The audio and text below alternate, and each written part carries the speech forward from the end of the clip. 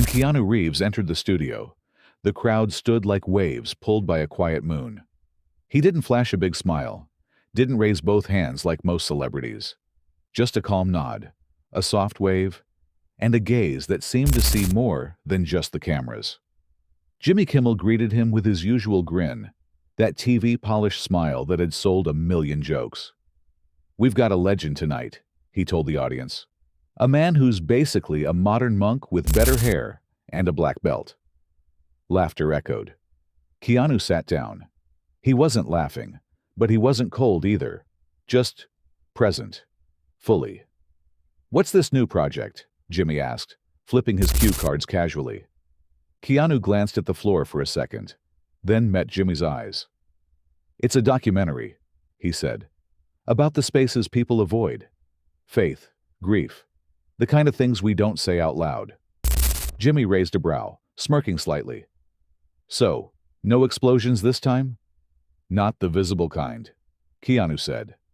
The crowd chuckled, but someone backstage didn't. Maggie, a producer's assistant, watched from behind the curtain, eyes narrowed. She knew the look on Jimmy's face. It wasn't curiosity. It was setup. She had overheard the showrunner earlier say, "Let's poke the monk." Everyone's got a breaking point. She didn't like where this was going. She reached into her coat, hit record on her phone, and kept it close. On stage, Jimmy smiled wide. "Let's keep it light, yeah?" People came here to laugh, not cry into their popcorn. Keanu didn't flinch. Laughter's fine, but sometimes silence speaks louder. The crowd murmured. Jimmy leaned forward. 4 years on this film, right? You isolated yourself for most of it. Didn't talk to anyone for days. That's intense. Keanu nodded once. You learn to hear things in the silence. Not everyone does. Jimmy gave a nervous chuckle. Man, you really are serious. Are you like this all the time? Or just when the cameras are rolling? I'm like this when no one's watching. Keanu replied. The air shifted. Even the applause guy backstage paused for a beat. Something was changing in the room. Jimmy picked up a new card. Okay, he said, forcing a laugh. Let's lighten it up a bit. The screen behind them flickered to life with loud music and bright images. Let's look at what the internet says about you. A photo popped up. Keanu outside a hospital, alone, with a cartoon halo and big letters saying St. John Wick. The audience roared, but Keanu didn't move. Another image appeared, zoomed in on the silver cross around his neck. Jimmy grinned. Here's our action hero with a little confession style. A few people whistled. Someone shouted, "Preach, Keanu!" But Keanu didn't smile. Backstage, Maggie's jaw tightened. That cross. They didn't know its meaning. She did. She remembered placing it in his hand after his sister's funeral. On stage, Jimmy turned to him again. So what is it, man? Are you a monk? Or just really good at pretending not to be pissed off? This time, Keanu looked straight at him. The pain I've lived through, he said softly, taught me that silence isn't emptiness. It's survival. The laughter stopped, and no one in the room realized. They had just crossed into something they couldn't laugh their way out of. Jimmy cleared his throat. The room was too quiet now.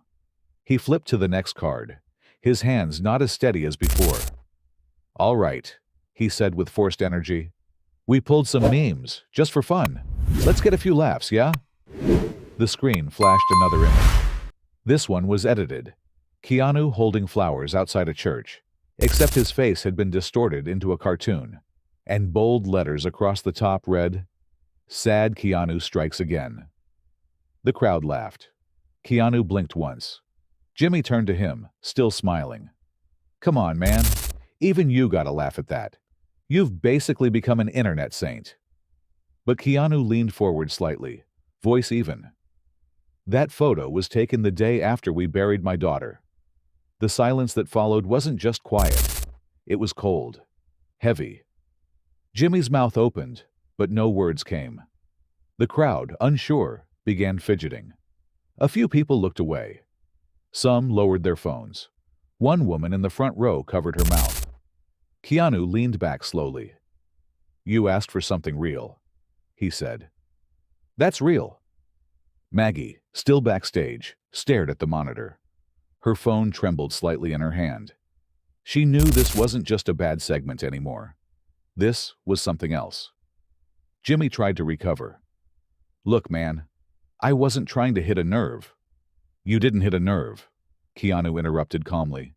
You scraped a scar and made it entertainment. For the first time, Jimmy's face lost its shine. He tried to laugh again, but it came out dry. You ever think, maybe you take things a little too seriously? Keanu didn't blink. You ever think maybe you don't take anything seriously enough?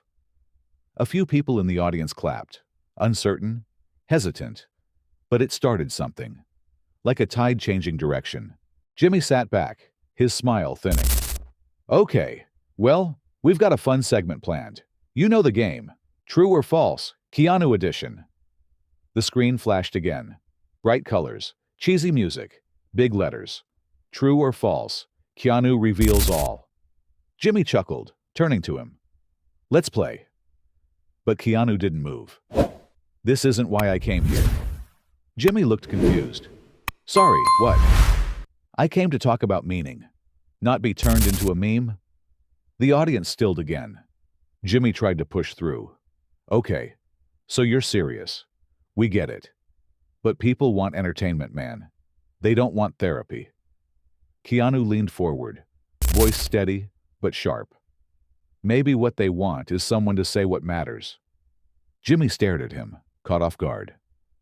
Backstage, Maggie whispered. He's flipping the room. The screen behind them went black. No next slide, just darkness. Keanu sat, hands still, eyes locked. You invited me here to laugh at the version of me the internet made. But that version was built on pain, on stories you didn't care to learn. The crowd listened now. Phones were down. Nobody moved. And you know, Keanu added, almost gently, you know exactly what that's like. Jimmy blinked, as if something in him cracked but hadn't yet broken. And then Keanu said, without a hint of drama, your father left when you were 7. Gasps rippled through the studio. Jimmy froze. The color in his face changed. His hands clenched, and for once, he looked smaller than the chair he sat in. Maggie covered her mouth backstage. She knew what was coming wasn't written on any cue card. Jimmy's jaw tightened. He didn't speak, didn't move.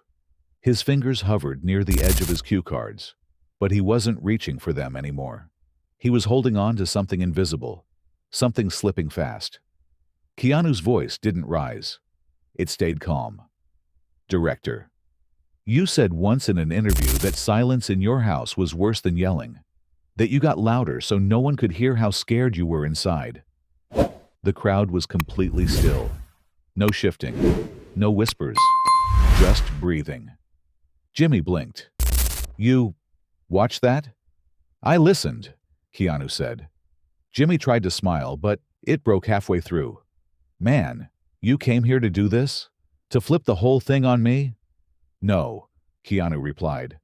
I came here to talk about grief, about finding meaning in silence. But you tried to turn me into a punchline. And now, we're both the ones holding our breath.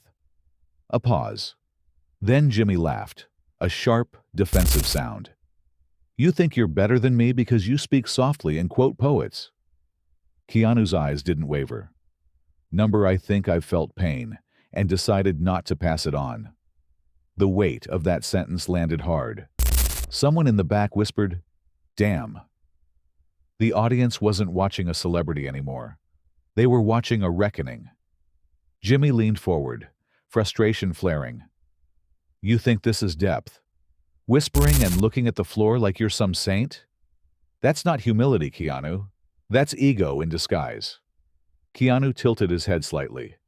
And what's mocking a man's grief for a laugh? Silence hit again. Not awkward, guilty. From backstage, Maggie stepped forward slightly, just out of the shadows. She wasn't crying, but her face was pulled tight with emotion. She had watched this industry chew up empathy for entertainment. Tonight, Someone had drawn a line. On stage, Jimmy's voice cracked, just slightly. I wasn't trying to hurt you. I was just doing the show. And what's the show? Keanu asked. Where we laugh at someone who mourns in quiet. Where pain becomes content. The lights above seemed too bright now. The air in the studio felt thick. Jimmy didn't respond. Not right away. He looked out at the audience, as if searching for someone who could rescue him.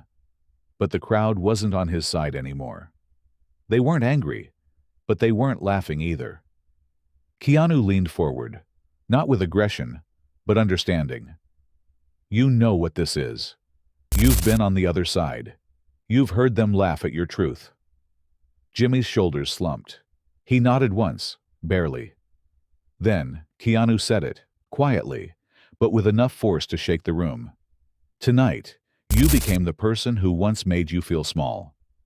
The sentence hung in the air like smoke, thick, undeniable. And then, slowly, applause began. One person, then another. Not explosive, not forced, just real. Maggie, backstage, finally let the tears fall. She didn't wipe them. Jimmy looked down at his lap. He was no longer the host. He was the student. Jimmy's hands trembled as he reached for his coffee mug. It tipped instead, water spilling across the desk, dripping silently to the floor. He didn't move to stop it. He just stared, like something inside him had broken quietly, without anyone noticing the exact moment. Oh, and before we continue, what's the one thing you love most about Keanu Reeves? Let us know in the comments. Across from him, Keanu sat still, not triumphant, not angry, just grounded. The kind of calm that only comes after surviving something most people never talk about. He didn't need to say more, but he did anyway. Just one sentence. Quiet. Final. I read the pain in your eyes before I ever heard the jokes. The audience didn't cheer. They didn't need to. Their silence was louder than applause. It was a moment suspended, where no one dared move. Not because they were shocked, but because they understood. Jimmy swallowed hard. His voice came out small, almost cracked. I didn't mean for it to go this way. I know, Keanu said. But it did.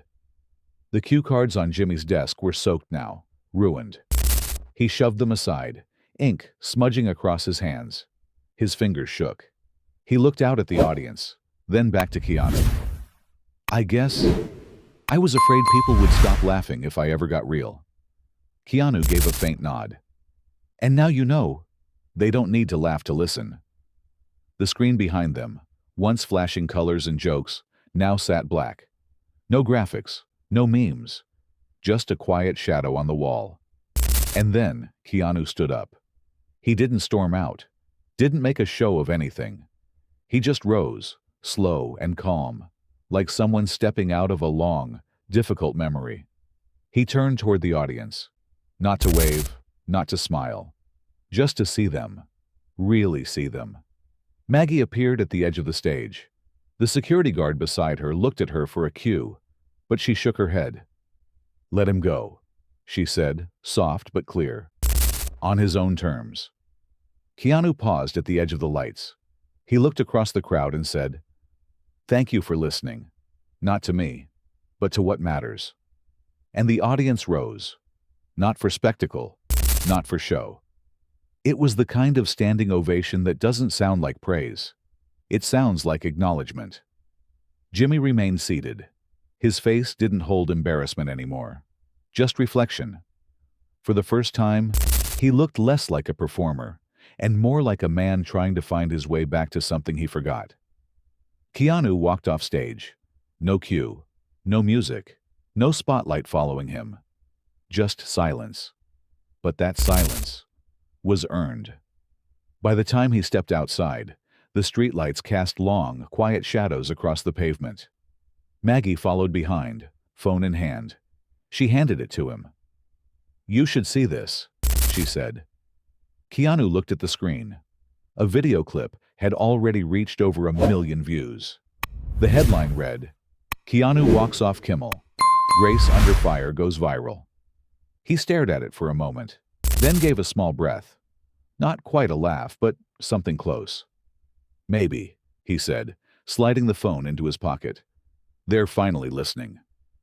Then, he walked away from the studio, into the dark, into the night, into whatever came next. And this time, the world didn't look away.